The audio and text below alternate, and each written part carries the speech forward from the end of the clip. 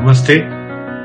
In my decades-long search for truth or the highest levels of human satisfaction that I have encountered many enlightened beings and masters, majority of them well known, and I could connect with these masters. They shared with me their own techniques, concepts, and practices of their own tradition and encouraged me to keep seeking, keep trying, keep practicing. And there was another small group of Himalayan masters who are not well known and would smile at me and say, "Son, you have everything within you. Why do you seek?"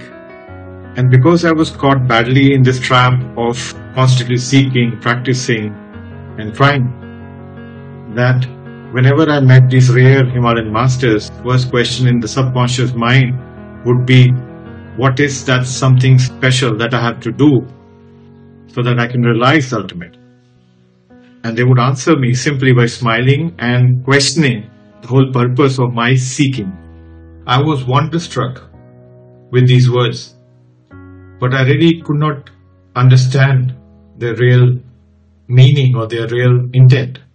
So after meeting these Himalayan masters many years, I kept on sort of practicing and learning and seeking. But at the subconscious level, at the back of my mind, this seed they had planted of drop your seeking was taking shape. At some point of my life, I was sort of fed up with all the seeking because it never seemed to end. So one fine day, I was sort of so much upset. I was so much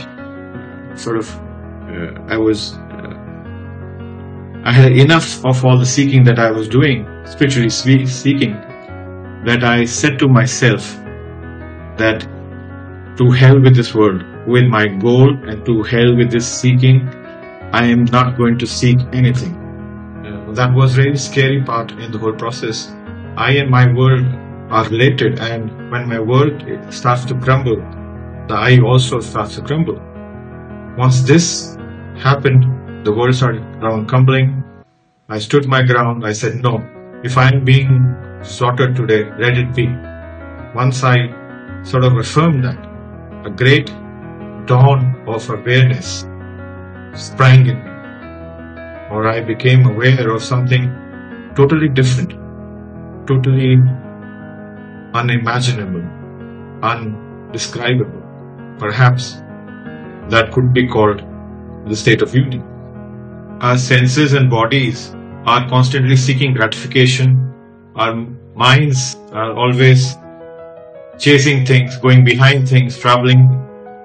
Emotionally too, we are seeking love, acceptance, and attention. The entire world is constantly running and chasing its own goals and targets.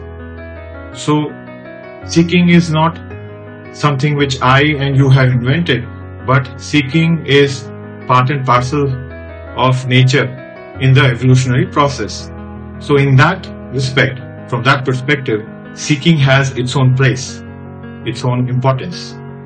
But from a deep psychological, emotional, and mental space, seeking is a transitory and a deceptive process, wherein whatever we seek, when we realize, it only satisfies us for a moment or so, and then our mind throws us new goals and objectives or destinations which we think, or it convinces us to believe that will provide us greater levels of happiness, satisfaction, and fulfillment.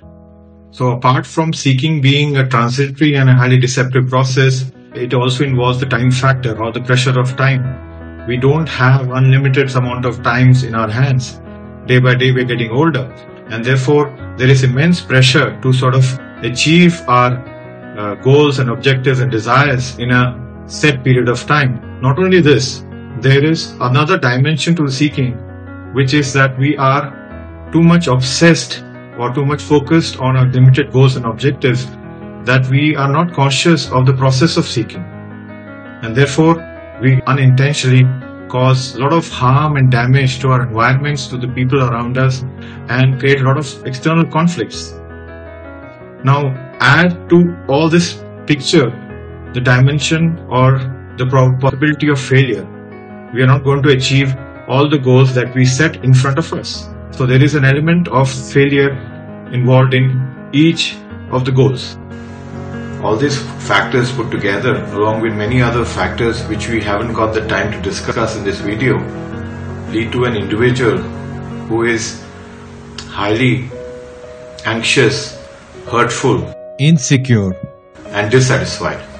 And how can an individual with a very imbalanced emotional and psychological state enjoy life or live a complete and holistic life, let alone finding or realizing the ultimate truth? Now you have to understand a very important point, that we are not asking you to take sides. just because the entire world is in seeking mode, we don't have to be on the non-seeking mode. The point is that seeking and non-seeking are happening almost continuously. They are each other's backbone. So the seeking that we do, 90% of time we are in the seeking mode. The whole nature is in seeking mode. We are constantly running behind things. All that is based on our non-seeking nature. Wanting to be something is actually based on something which has nothing to do with being something. It is what it is, right? We are not saying that don't go to school, don't go to job, don't go to the market, don't grow things, don't work. That's part and parcel of the system. It's ingrained in us, it's programmed in us. Every part of our being is seeking something. That is not something to be stopped. What has to be actually dropped is that internal search, that internal psychological, deep emotional and mental level search. That has to be dropped or sort of given away. If you like this video, please do like, share and subscribe it.